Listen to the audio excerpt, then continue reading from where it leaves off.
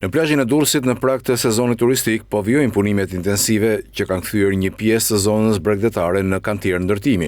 Në zonën e njohur nga vendasit si plazhi i Agipit tek porti i Durrësit, po vijon ndërtimi i pallateve shumëkatëshe në kuadër të marina dhe jahtet e Durrësit, i njohur ndryshe si projekti Alabar.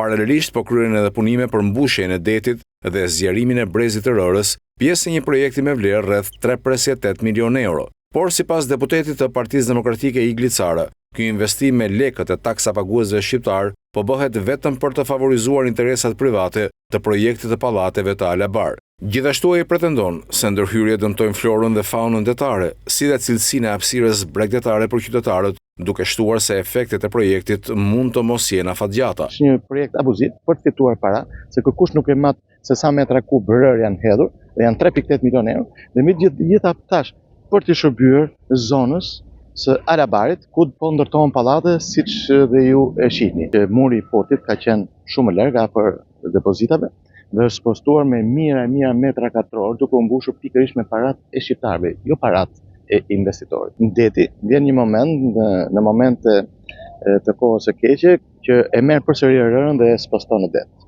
Pra është një investim i cili pas sa kohë zhduket, pra 3.8 milion euro. Deti do të marrë një dëmtim të rëndë, sepse nuk do të kemi më as fanë, as florë. Ne kemi parë që pjesa parë, dhe tani më është efaktuar edhe me pamje, është pothuajse me shumë inerte, copa betoni, inertesh, hekur të udhur në det, tregon qartësisht që mbushja e detit është bërë jo cilësisht dhe do t'ja shohim pasojat pas një viti ose edhe më shpejt në momentin që deti do të fillojë të marrë rërë. Dhe kjo do të jetë e rrezikshme dhe për qytetarët të cilët do të bëjnë plazh. Cara bën me dije se për çështjen e fjalë ka depozituar edhe një padi pranë prokurorisë së Durrësit, për të cilën thotë se ende nuk ka marrë përgjigje. Ndërkohë punimet gjatë sezonit turistik ndikojnë negativisht në turizëm, duke sjellë zhurmë dhe pluhur në një prej destinacioneve më të frekuentuara të bregdetit të Durrësit.